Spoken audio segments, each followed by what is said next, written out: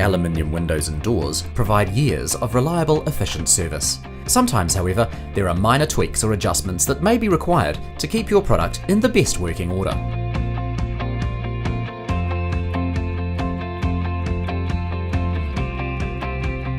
If the Woolpile on your sliding door panel has moved or is not sitting correctly, this may need to be glued into position. We recommend that this is done by a builder or installer. Lift the sliding door panel out of the track.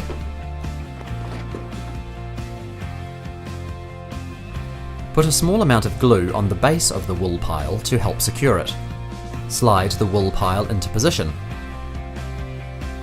Gently replace the door panel onto the track to prevent damage to the rollers. If you have any questions or run into any difficulties with your product, please make contact with your installer or service technician. They're here to help.